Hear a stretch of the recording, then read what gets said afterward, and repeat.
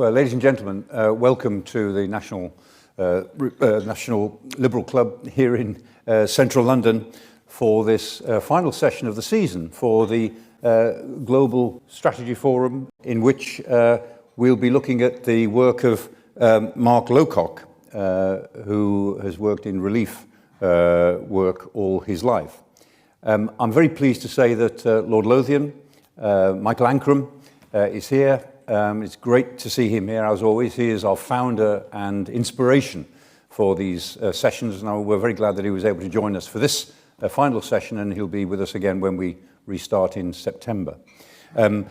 I should say that we will we'll conform to the normal arrangements here. So we have an audience here at the National Liberal Club who will ask questions. If you're watching online, then by all means ask a question. If you put it into the Q&A function, we'll see your question on the screen and we'll take it as we can. We are also making a recording of this session, and it will be on the YouTube channel, and the address for that is on the website, and the link to that will be on our website, and the website, of course, is www.globalstrategyforum.org, all one word, globalstrategyforum.org, all one word. And we're on Twitter as well. You can find us on Twitter at hashtag GSF Events Day. Again, all one word, hashtag GSF Events Day. So now it's a great pleasure to introduce Sir Mark Lowcock. This is his book, Relief Chief, a manifesto for saving lives in dire times. Sir Mark is a very distinguished professional of the humanitarian community. He writes this book, in a sense, on the back of being Undersecretary General for Humanitarian Affairs and Emergency Relief Coordinator at the United Nations between 2017 and 2021. He had a lot, therefore, to do with OCHA, the Office for the Coordination of Humanitarian Affairs, and of course that job is now being taken over by Martin Griffiths. But of course his experience also comes from his time from, I think, 2011 till 2017 as Permanent Secretary of DFID, the Department for International Development. You know that DFID's taken a lot of flack in Britain over the years from its establishment in 1997. But if you go around the world, and as I've done on various research projects, my goodness, DFID was taken very, very seriously in the rest of the world. When you look at the aid agencies that made a difference, you've got the USAID, DFID, CEDA, the Canadian one, but those three were always regarded very, very highly, and DFID really made a difference in the outside world. And we will, I hope, and we'll see if the present arrangement within the FCDO is as impactful as DFID was. Martin's also has an interesting role now as partly an academic role at the LSE, London School of Economics, where he is associated with the Department of International Development. And he has this wonderful title. He's Visiting Professor of Practice. That's an oxymoron in the academic world, if ever there was one. A Professor of Practice. I mean, that sounds like a sinister threat to all of us in the professoriate. Professor of Practice, good heavens. But he is. He's a Professor of Practice. And this is his book, which has been out, I guess, for a couple of weeks now, Relief Chief. And it really is a terrific book. It's partly about an autobiography, so it's very interesting to read. It's full of people and names that some of us know, of hellholes that we've passed through that he understands very well. And he deals with some of the hellholes in the world of Syria, Yemen, Mali, the Sahel, natural disasters. But he also looks at a lot of themes as well, a theme of war and lawfare, of gender issues, of coordination. And in every case, he describes the problem, and then he has a series of practical solutions, really practical solutions, which show that this is a very uplifting book. The only time where my spirit dropped a bit is where he talked about the response to COVID. And he said, as he reviewed the international response to COVID, it was so dispiriting. I think that's what you called it, dispiriting. But despite that, I think it's a book which shows what could be possible. It's there. It could be grasped, a whole series of things, some big, some small, some involving the private sector, insurance industries, and so on. It's out there if only we decided to do it. So I think it's a terrific book, which is both interesting, funny, uplifting and practical, and I would recommend it to you. There are copies over there that he will be happy to sign copies afterwards if you'd like to purchase one. So, with that, tell us whatever you'd like to tell us about the book and the process around it, and then we'll have a discussion until 2 o'clock. Perfect. Thank you very much. Lovely to see you all. So many friends and colleagues from earlier in my professional career, and delighted to have so many people, including I know some people I used to work for online. Thanks so much for coming.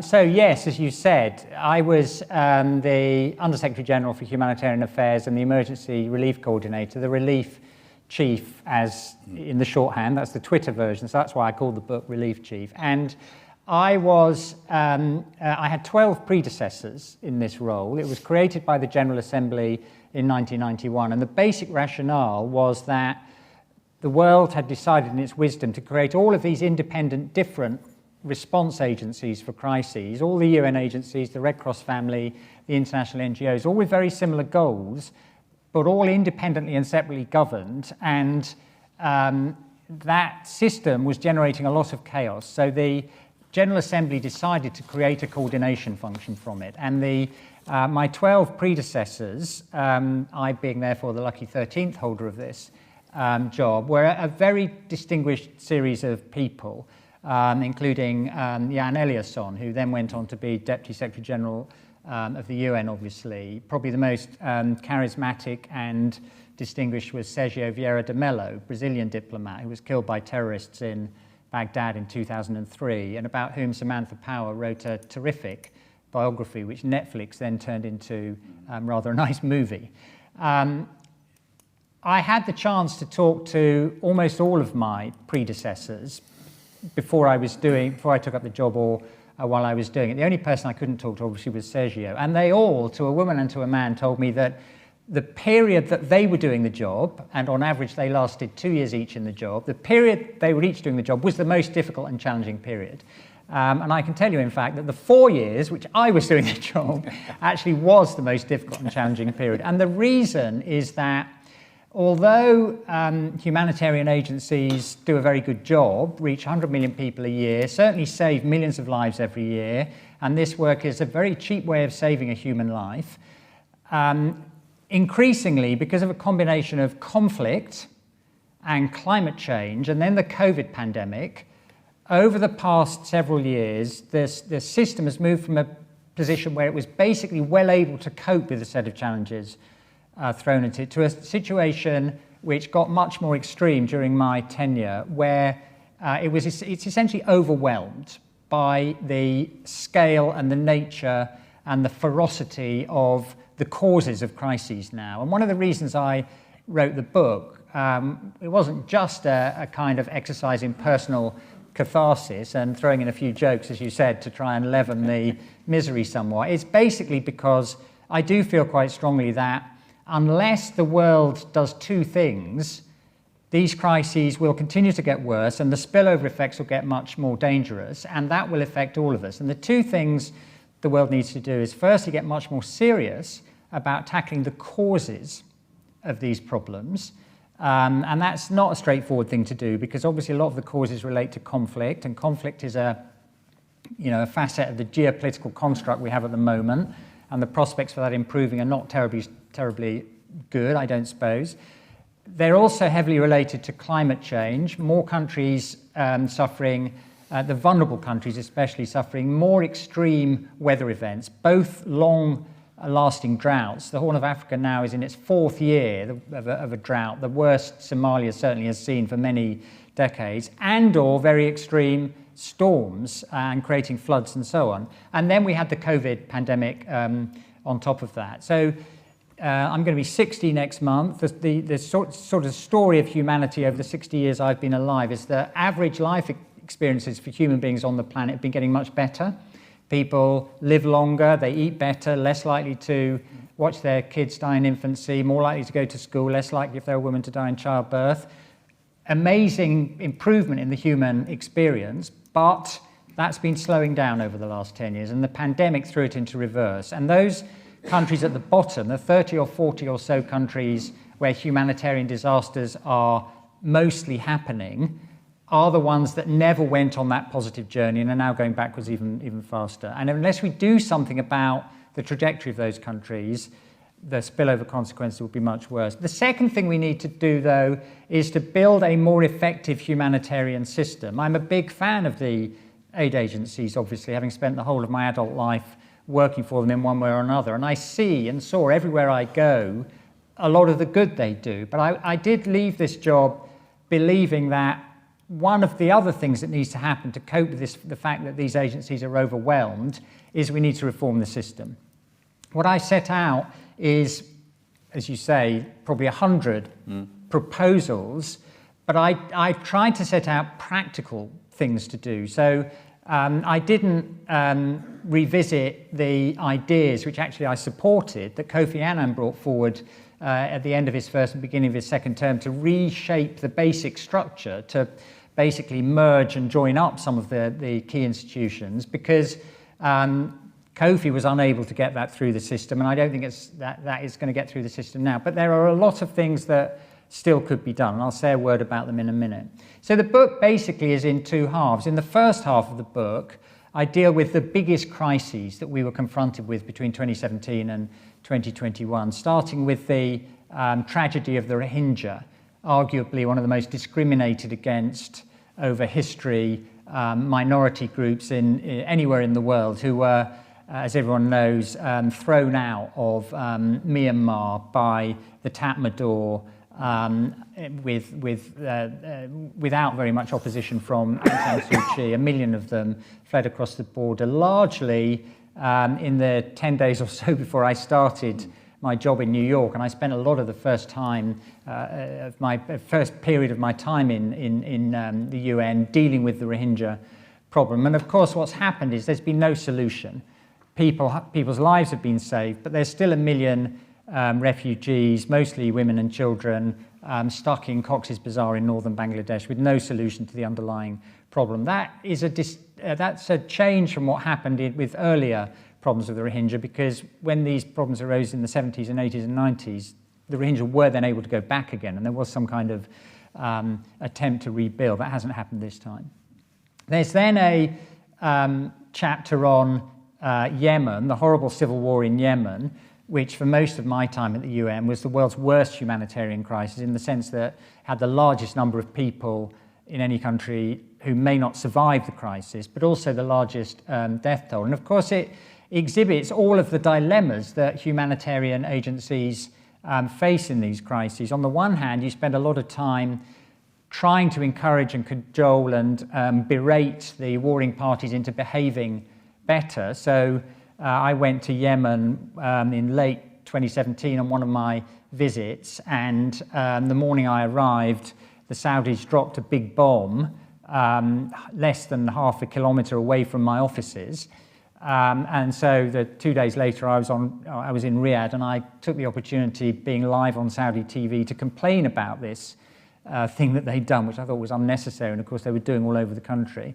But at the same time, I had to try and persuade countries to contribute to the relief operation. So we persuaded the Saudis on one occasion with the Emiratis to write a single check for $930 million. The following year, we got them to write a check for $500 million. And lots of people asked the question, well, how do you deal with both the outrageous behavior of causing this problem, and then you're talking to the same people trying to get money to solve the problem? And that is just the nature of the dilemma that humanitarian agencies have to deal with. And, travailing that path is one of the challenges you have. And then I deal then with the war in Syria, the biggest humanitarian crisis that we've seen for a long, long time. 500,000 Syrians killed, mostly by the violence. And of course, a crisis which saw the laws of war, lawfare, basically thrown out the window. For the first time for a long time, we saw the reuse of chemical weapons. We saw siege and starvation being brought back as tools of war. And crucially, we saw the prelude by Putin's action in Syria to what he's now doing in Ukraine. Putin has clearly decided the laws of war no longer work for him. So he's willing to breach all the taboos in this imperial ambition that he has. And a lot of what we're seeing now was rewritten for us, of course, in Chechnya and Grozny as well, but in particular in Syria.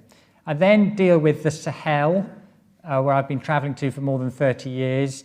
And that really is the place that worries me most of all the places I dealt with, because the fundamental problems of the Sahelian region, poverty, failure to develop, huge strain on natural resources, pastures, rain-fed agriculture, made much worse by climate change, rapid population growth, those fundamental problems are not being dealt with at all in any serious way. What's being dealt with is the symptoms. And if you deal with the symptoms of something and not the causes, surefire recipe for failure. And the problem with the Sahel is exacerbated by the fact that it's never more than about point 10 on the agenda when any group of world leaders get together to talk about problems they need to deal with. And of course, the other characteristic of the Sahel is it's 8 miles from Europe. So as the problems grow there, as this century progresses, it'll become a bigger and bigger deal for Europe. Then I spent a chapter on famine and conflict and displacement in the Horn of Africa. My first job was dealing with the famine in Ethiopia in mid-1980s, where 1 million people lost their lives, and Britain was quite heavily involved in the relief effort. And Ethiopia then went through a really remarkable phase of development, one of the biggest success stories actually in African development over the last 30 years. They built a national economy based on agriculture. They built a national road network, a power network, sent every child to school, built a health system, built a textile industry. But unfortunately, they did that with a polity which was fundamentally unstable. It said that Nelson Mandela said to Meles Zenawi, what you need to be doing is building a country where every citizen sees themselves first as an Ethiopian, and then only after that as a member of their ethnic group. In other words, what Nyerere did in Tanzania. But in fact, what was created in Ethiopia was a polity based on regionalism. And the weaknesses and limits to that were exposed when Meles died, Haile Mariam came in, lasted a few years, then Abiy Ahmed came in, foolishly was given by the Nobel Committee the Peace Prize, was emboldened to try to suppress the minority groups, got into an argument with the Tigrayans, invited, this is the most shocking thing of all, the Eritrean forces in to try to win this argument, and have created really a terrible civil war, and the north of Ethiopia now is verging on famine, probably is in famine in parts of the country. And that has unwound and destroyed a lot of the progress that was made. And that's at the heart of a vulnerable region, Somalia, South Sudan, Sudan, and so on. And then I have a chapter about natural disasters. The job I was doing, it's tempting to think everything all the time is getting worse everywhere, which of course is not true. In fact, natural disasters are dealt with much, much better now than they used to be. Storms and floods in most of the world and earthquakes kill far fewer people than they used to be, and that's partly because we have a much better response system. And so I describe that. Then the second half of the book basically is so what do we do to build a better system? Firstly, I've got lots of ideas which you've touched on to have a better system for financing response. What we have at the moment is a system which is entirely reactive. We wait till we see the starving child on our screens, and then people like me, pick up the phone and ask people to give money. Then we procure relief supplies. Then we put it on ships. And that is a system that will always be too slow to be effective. In the modern world, most of these crises are predictable. We know when there's a drought in Somalia that a few months later there'll be starving children. We know a week ahead exactly the path a vicious storm will take. So if we use data, if we put together pre-agreed packages of finance using insurance mechanism, contingency financing mechanisms and so on, and we agree a plan in advance to respond, we'll get a much cheaper and a much better response. And one of the things I did at the UN was pilot that to the tune of a few tens of millions of dollars here and there. And it's clear that that's a much better system. And what we now need to do is take it from the tens of millions of dollars stage to the hundreds of millions of dollars. In other words, scalable for the kind of problem we're dealing with. I then, as you said, have a chapter about the efforts we make to improve and reform the UN itself, to improve the way the system's managed. And people rightly complain a lot about the UN, but a lot of the time what they're complaining about really is the behaviour of member states rather than the institution itself. But the management does have to take responsibility for building a better, more effective, efficient system. And I talk quite a bit about what we were trying to do on that. And it's an unfinished agenda. I then got a chapter on the laws of war and what to do in response to flagrant breaches of them, not just by Putin, but by others as well, including by extremist groups. I have a chapter on women and girls because it's always women and girls who suffer most in these crises, but the system pays no attention to that in the way the response is designed. So we need a system which takes its starting point, who do we know is going to suffer worst and what is the nature of their suffering, and then respond to that. And then, as you said as well, there's a chapter on the pandemic. The frustrating thing about the pandemic was it was obvious very early on that the biggest hit the poorest countries would take was on their economies.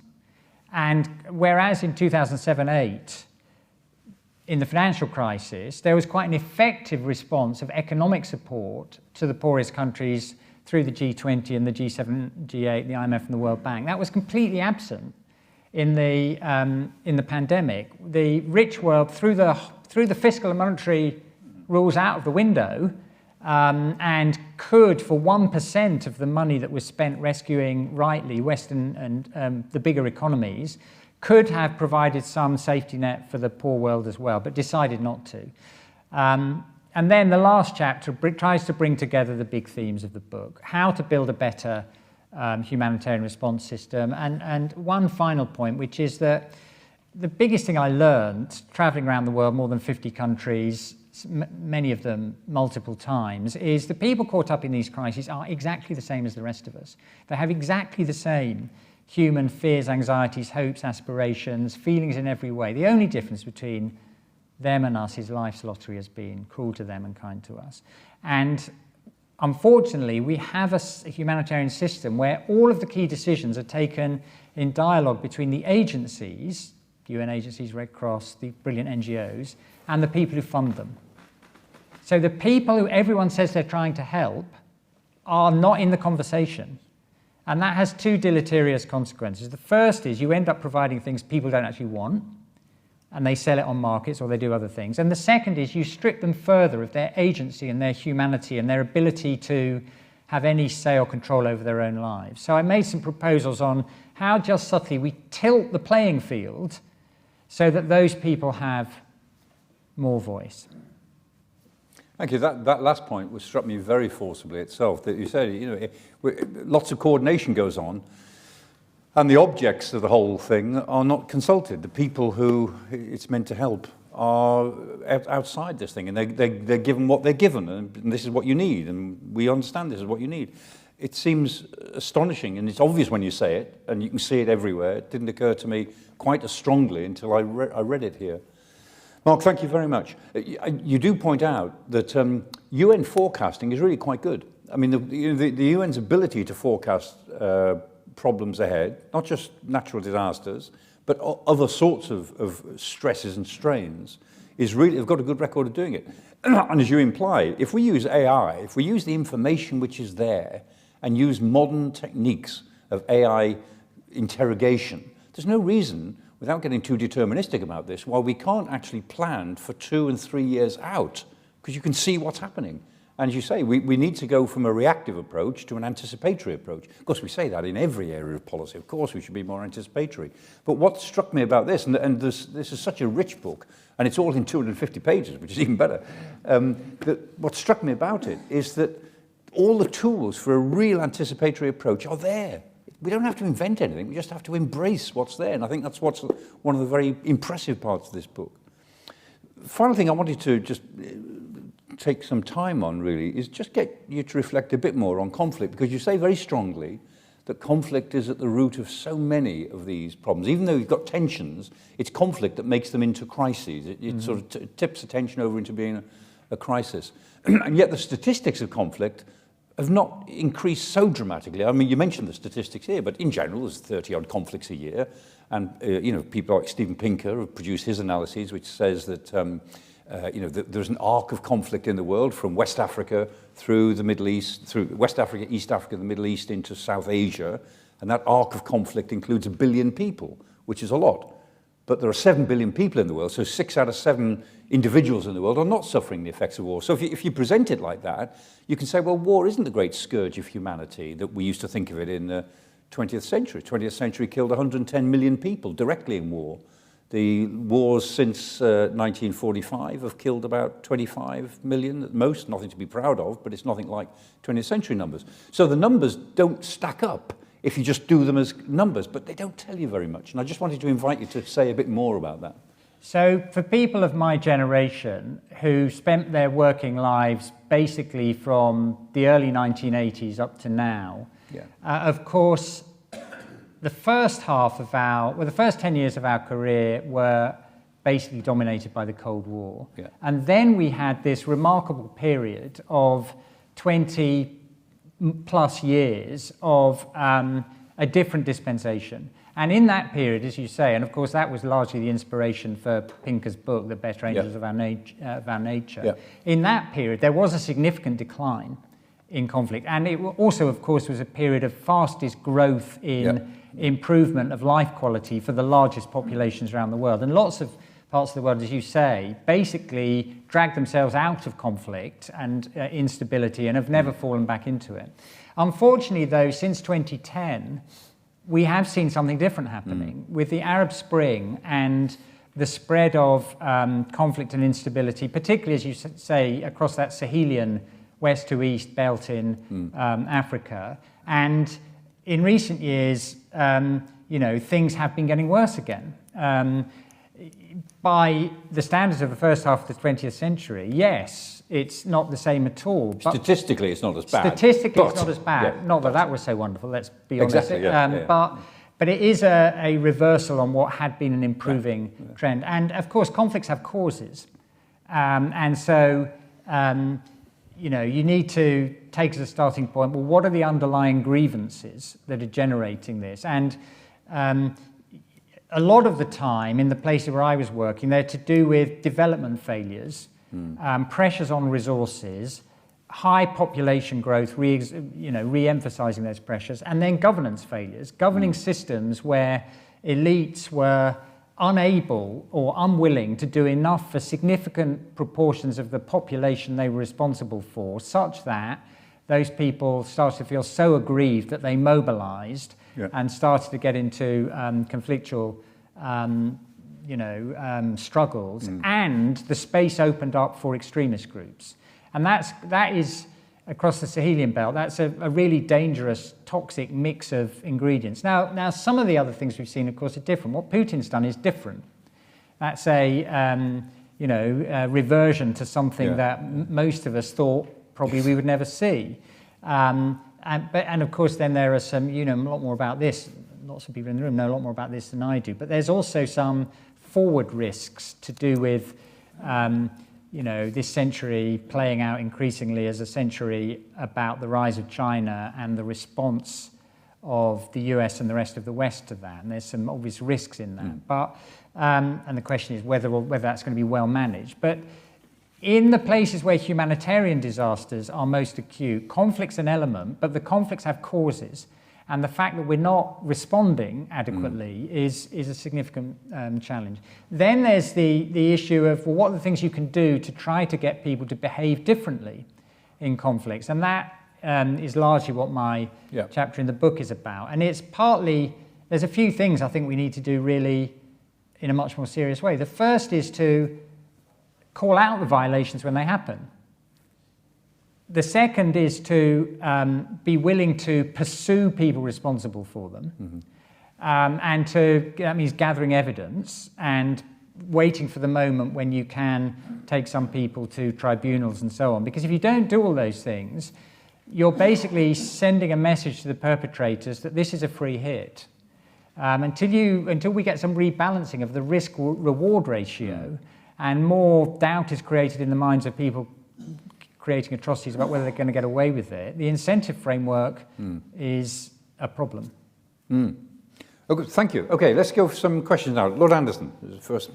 You mentioned population expansion. Hang on, Donald, you need a microphone because we're recording this. Not for volume, but for recording. Thank So you. Mark, you've mentioned population expansion on, I think, 3 occasions. How significant a factor is that in terms of conflict, climate change, and so on? And is there a recognition in the UN about this factor? Can anything be done about it? When we see, for example, Nigeria going up to, is it 800 million, population of Africa, 2 billion? Do we just sit down, or can anything be done in terms of women's health and family spacing and so on? So the general experience over the last 50 or 60 years, when the population of the world has gone from 3 billion to 7.5 billion, the general experience is that most people on the planet have got better off through that. So generally, the human experience is there can be a demographic dividend because you go through this period where you have large numbers of working age people who contribute a lot to the economy and relatively small numbers of dependent people. But there are exceptions to that. My family origins are largely Irish. And the first half of the 19th century in Ireland was a story of the neighbour, England, having quite significant population growth, but a very fast-growing and diversifying economy. Ireland was a country which had even faster population growth, but a very undiverse and stagnant economy, reliant obviously on the potato. And when the potato blight reduced harvest by 90%, what was created was the famine and the exodus. So population growth isn't of itself intrinsically linked with problems. It can either be well managed and be a period when you can grow your economy and be more diverse and move forward, or it can be the cause of huge instability. And the anxiety I have is that, particularly in Africa now, where poverty is concentrated and where population growth is very high, that process which the rest of the world has gone through of developing their economies, diversifying livelihoods, people getting richer, having fewer children but more of them surviving, having better lives, that process hasn't been working as well in Africa. And as you say, that does create huge risks for the 21st century. And you know, one very obvious point to make is there are very large numbers of African women and African couples who would like to have the services and commodities to be able to choose to have fewer children. And a very basic minimum thing to do is to give those people the wherewithal to make that choice. This isn't a new issue. A long time ago, I was Linda Chalker's private secretary. I think I hope you're on the call, Linda, because one of the things that Linda did was really champion this issue of allowing couples to have children by choice, not by chance. And a very basic thing to do would be to at least implement that. Okay, thank you. So,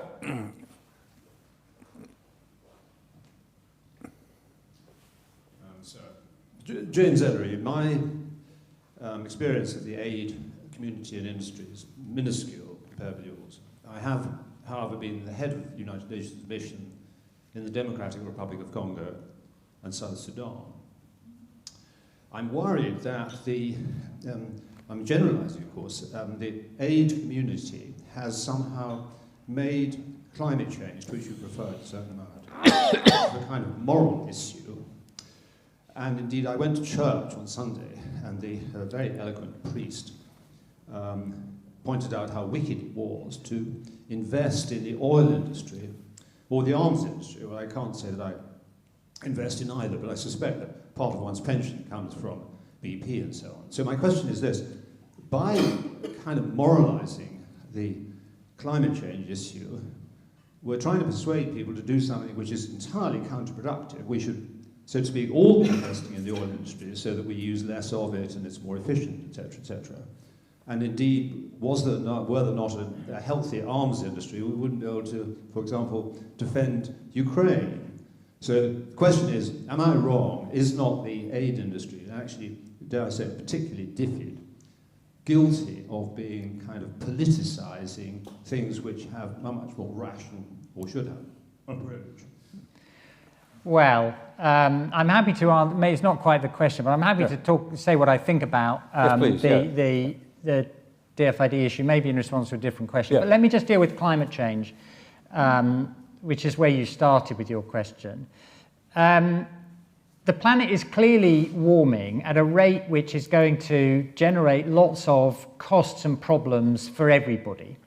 And clearly, it would be a good idea to slow the rate of warming.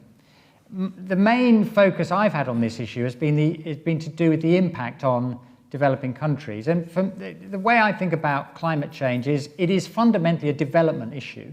Those countries will not be able, particularly the countries of Africa who are dependent on regular rainfall as the basis of their economy for their agriculture and so on. Those countries are not going to be able to sustain the livelihood model they have now if, given all the climate change that is already baked in. So climate change for those countries is basically a development challenge. The issue for them is how they're going to develop and diversify their economies to reduce the number of people who are entirely dependent on a set of rainfall patterns which are decreasingly visible. So I respect the people who come at this from if you like, a moral standpoint, but I come at it from this is a development problem standpoint, and I think there's a lot more common ground over a need to do something about that than there is on some of the more philosophical dimensions of it. Every country is going to have to adapt to different climate. We're going to have to adapt to it here in the UK. We'll need different sea defences. We'll need to think about the implications of more common floods and so on, and changes in temperature. It'll be much easier for rich countries to adapt than poorer ones. But for the poorer ones, this is absolutely an existential issue, but it's an existential development challenge. Mm. Okay, and we may come back to that theme towards the end. Okay, so.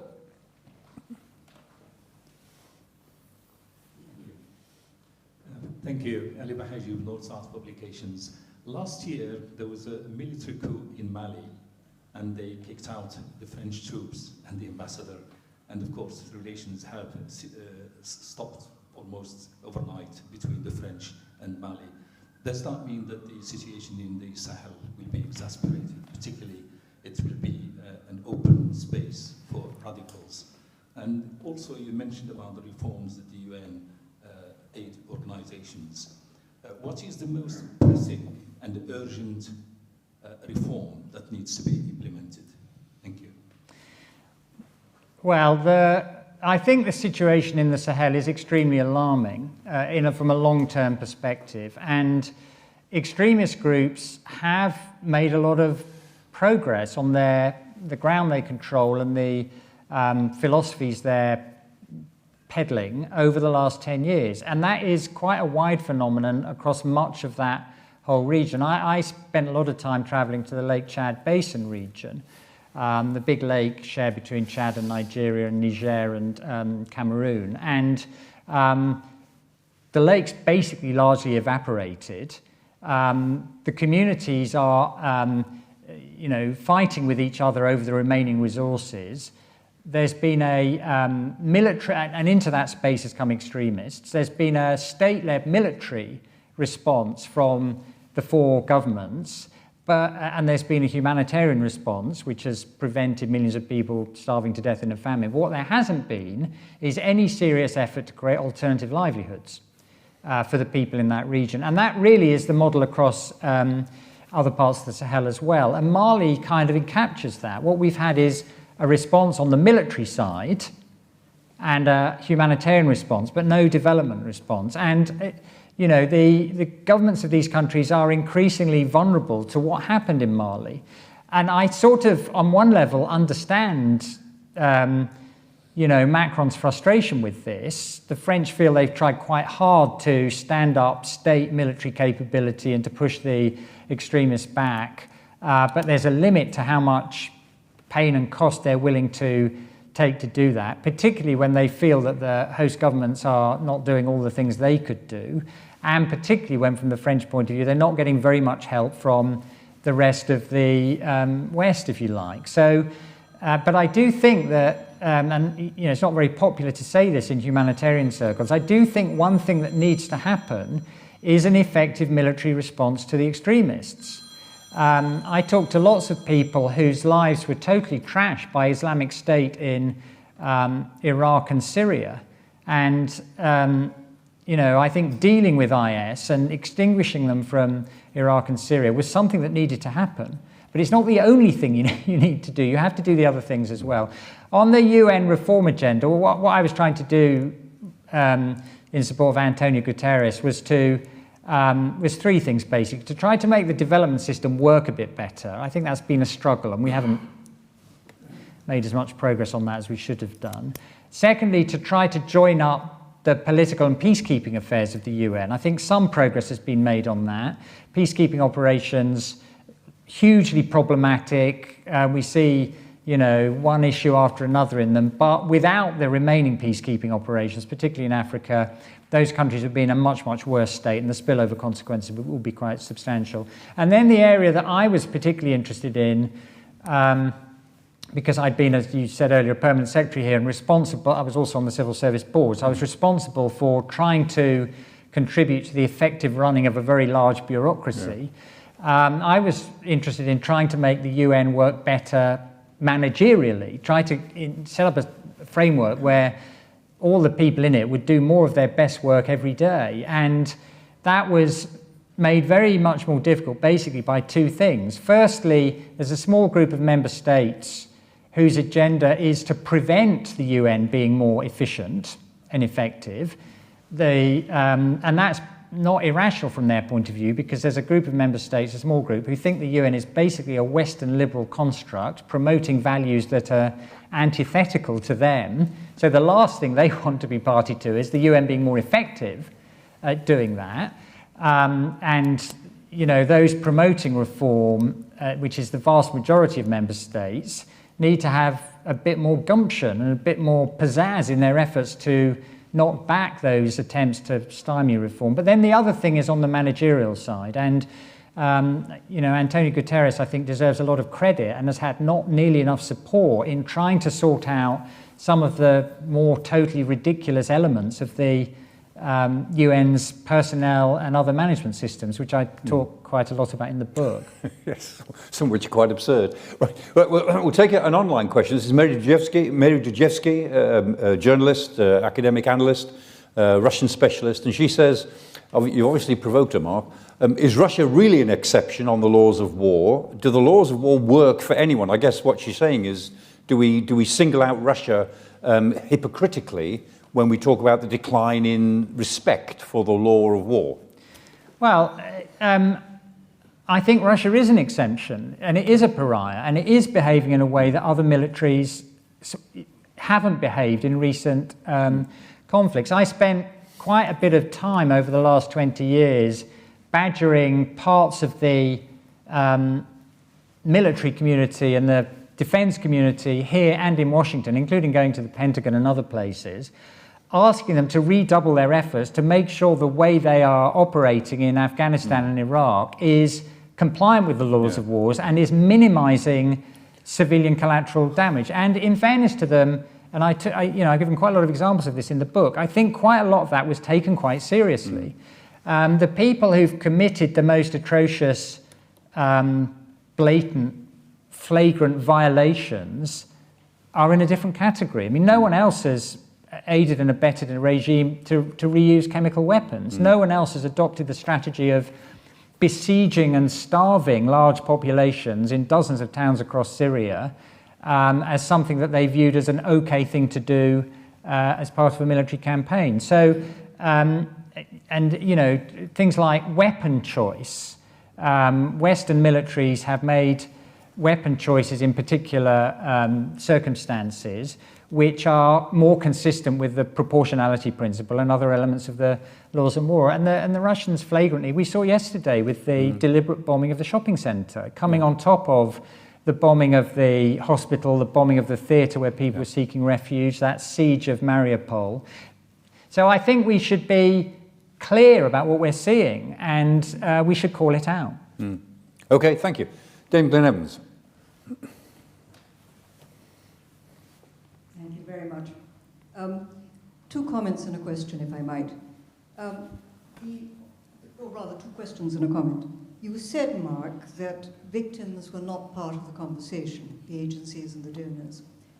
Where would victims become involved? In Geneva, in New York, on the ground, which is difficult in conflict zones? That's question one.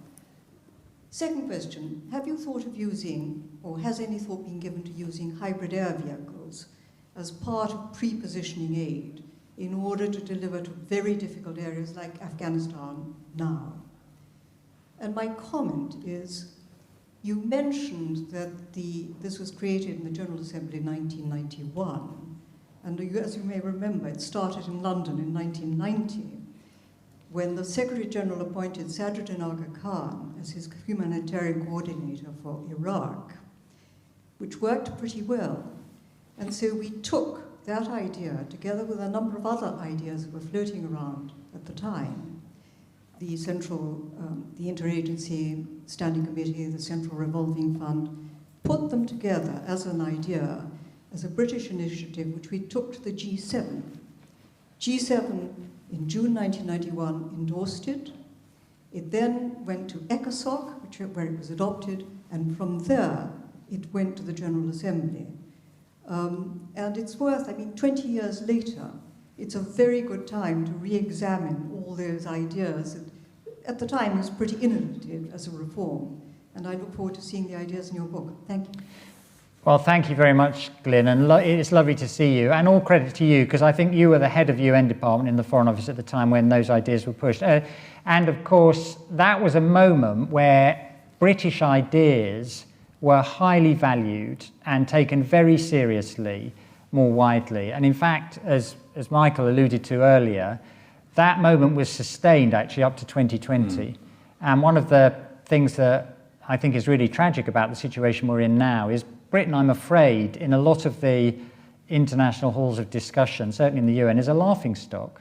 We used to be leaders, we're now a laughingstock. And that's a pity for the wider world, as well as being damaging for our reputation. Now, on your first question, my proposal is to create basically a small, cheap, independent commission whose job it is, when there's a new crisis, to send a few independent people to the crisis zone and ask people, so what help is it you need here? And then to come back a few months later and to ask them, so what help did you actually get? And to package that up and to serve it up in front of the donors and the agencies and to say, well, and I think the effect of that would be subtly to tilt the playing field. Now, this idea has had two forms of criticism since I launched it. I gave a speech in Washington about 18 months ago launching this idea. The first form of criticism was from the right-wing press, who said, oh, he's saying aid agencies don't work, which was predictable but slightly annoying, because I prefaced all this by saying aid agencies do a good job. The second form of criticism, though, worried me more, because it was from the agencies who were saying, oh, but don't worry, but we do all that already. And I think that exposes the problem, that the vested interests in the agencies are too closely linked to the people who pay the bills. And I understand that, and that's inevitable, but you do need to do something to rebalance the playing field in the interests of protecting the humanity of the people you're trying to support, as well as getting better value for money from your effort.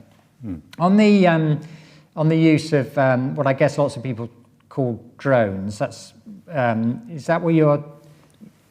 No, that's not what you're referring to. Hybrid air vehicles are actually airships. Okay. And also there is one that's been in development here, originally in the US and then brought over here, which has the ability to reach areas where all the infrastructure has collapsed and stay there and carry pretty heavy loads. By airdrop or by... Well, I think that's still to be worked out, but they can be pre-positioned. And I think that looking at this, on getting the stuff from the containers down to the ground, I don't know if anyone's looked at it. But certainly the Army were looking at this a few years ago, and I recommended the developers should go and talk to UNHCR and some of the agencies in Geneva. Yeah, we're talking about pre-positioned stocks, which can be delivered robotically, is what we're talking about, yeah? The UN does pre-position a lot of stocks. Yeah. But the problem is when infrastructure has collapsed, you can't, and the roads have collapsed, Yeah. and there's no airstrip. How do you get the stuff in? Well, hybrid air vehicles could provide that, but I mean the mechanics of how do you deliver from the vehicle down to the ground, I don't know if anyone's actually looked at it. Well, the UN obviously has one of the world's biggest air services, the Humanitarian Air Service, which does do all the things you described there. Most places can be reached by, there's airstrips that are usable by UN helicopters and or fixed-wing assets in most places. The bigger challenge is whether the people in control on the ground will, acquiesce and consent to you running those operations. I do think for other sorts of new technology like drones, some of which have been used, for example, to transfer vaccines, anything that is of very high value and low volume, that's going to be viable economically for humanitarian situations. But honestly, I don't know about the specific technology you're talking about. Hybrid air vehicles, yeah. Okay, Lord Howell. So, microphone on the way. Thank you. The dream of 1945 and after on development, Walter Rostow and all that, was that, which in younger times one was very enthusiastic about, was that development would occur in the low-income countries and it would successfully raise their living standards and keep people in those countries, which would undermine and avoid the migration problem. Well, that clearly hasn't happened. It happened oddly in places where there wasn't much aid, like China, which has been a fantastic development success. Whether it's been a political success is another matter, one can see, but as a development, no question that this country has multiplied its GMP by 10 or 20 times in 50 years is incredible. It hasn't worked so much in Africa till recently, although there are new signs there of growth and enterprise developing in ways that the original aid architects didn't understand. And the other dream was that the UN would intervene and prevent conflict, that never again after the Second World War would we have the horrors that Europe and the world had experienced. Now, really one's looking for the sort of new formula, and I didn't quite hear it from what you said. What is the new formula that is going to carry on with the very hopeful sparks of growth in Africa itself and make it a growth area for the 400 rising to 1 billion people coming? And how on earth can the United Nations, the Blue Helmets, somehow get into these hideous tribal conflicts, often not any more ideological conflicts, all of them overwhelmed, of course, by the Chinese desire to correct the world and make it no longer dominated by American values. They want their driven. One of the things they're doing, incidentally, is hoovering up the developing countries and the Commonwealth as they go about it. Where's the hope in reversing that one as well? Two big questions. Well, on the role of the UN, of course, in setting up the UN, the big countries all kept for themselves a veto on any specific action. So when people criticize the UN for failing to do this or that, what they're basically doing is offering a commentary on differences of view between the big countries in the UN. The point about the veto is that without it, the UN would never have been established. It was the whole basis for the construct. So, I spent a lot of time listening to people's ideas about, well, the veto should be watered down on this, or it should be watered down on that, or it should be got rid of on the third thing. The whole point is we wouldn't have a UN at all without the veto. And so the trick is, how do you make it work as well as it can work, given the basic construct? The powerful entities in the world are states. States need somewhere to interact with each other. In lots of ways, the UN has proved quite valuable and purposeful for that. Certainly, the humanitarian system, which over time has become a much bigger element of the UN's work, does a lot of good around the world. We used to have humanitarian disasters which were allowed to take millions and millions of lives. All those conflicts in East Asia, the Democratic Republic of Congo referred to earlier, 4 million people lost their lives in that conflict in the mid-1990s. 1 million Ethiopians starved to death in the mid-1980s. Now, this century has not seen that kind of scale of human loss of life. And one of the big reasons is because the humanitarian system does a better job than it used to. It's now outfaced, as I said, and we need to think further about what to do. In terms of what can be done, though, I think we need to approach this from the perspective of the art of the possible. In other words, what might you be able to get agreement among the big countries to do? And that agenda has narrowed down, is the truth of it, because of the fact that we had this brief period where there was a single leading power who wanted to do a certain set of things, which was tolerated by others, and now we are moving to a different era. So a really crucial question is, how will the big countries, as this century progresses, work out the answer to the question, what do we want to collaborate on, even if we have tense relations with each other on lots of other things? Aid, to pick up the last part of your implicit point, aid is not the main reason why the proportion of human beings on the planet who live in the most extreme poverty, which used to be when I was born more than 50%, is now less than 10%. It's not because of aid. Primarily, aid though, has accelerated that journey in some places. When I first went to Africa living in Malawi, a quarter of the children in that country never saw their 5th birthday.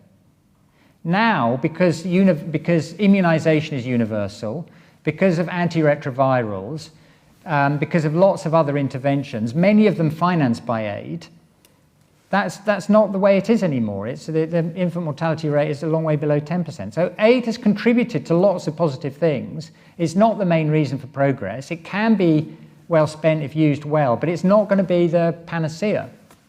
Mm. Okay, sadly there was a very long question which I'm not going to take because we are running out of time.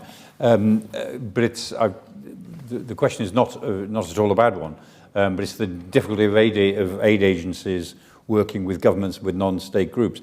But Mark, I just wanted to ask you one final reflection in 1 minute really, which is that you've been around in government and international organizations, you've been around the world political system many years now at the top level. Where do you see examples of good and poor leadership? I mean, how do you feel about the international leadership? Because all of this, of course, comes down to the ability to grasp the problem. I mean, are you optimistic, pessimistic when you look at the standard of leadership in the world at the moment? Is it 50-50? Just to Greg Beattie, I have dealt with this issue actually in a chapter in my book, so I have quite strong views about it, and I think there are things we can do about that, but I'm sorry we don't have time to get into it now. Yeah. I think that, there's a dimension about the international institutions and whether the leadership of them is good or less good. That largely is a consequence of the decisions made by big countries in deciding who to allow to do what job. I don't think the main critique to be made is of particular individuals. As it happens, I think some of them probably are not the right people in the right job at the moment, but that isn't the main problem we face. The main problem we face is how big, powerful countries want to interact with each other in the period ahead. And that's not something and people complain about multilateralism, but the weaknesses of multilateralism is a symptom of that bigger issue, of that bigger geopolitical it's not personalities, tension. And it's not deeper structural questions. Exactly right. So do I feel optimistic or pessimistic? Well, in 1968, Paul Ehrlich published a famous book called The Population Bomb. And the first sentence of his book said, billions of people will die of starvation over the next 30 years. The country of England will no longer exist because we will have been consumed by famine and starvation. It's hard to find a worse prediction, something further off the mark, because of course there's more food per head per human being now than there's ever been. Life for most people across the planet, we've had a struggle over the last 3 or 4 years, but it's better now than it's ever been. So I'm not in the camp of the doom mongers. I don't think we're going to hell in a handcart, but I do think there are some very big risks ahead, and it depends on how we respond to them. And if you look at the current set of leaders in the big countries, unfortunately, not many of them look like the kind of people who are well equipped on all the attributes to deal with those challenges. Now, these things come and go, and you get another cycle, and states are less important in determining things in the world than they were at some points in the past. The private sector matters a lot more. Science and technology matters more. Civil society movements matter more. But, you know, I feel a bit less confident than I did a few years ago. Yeah, but you're a long-term optimist.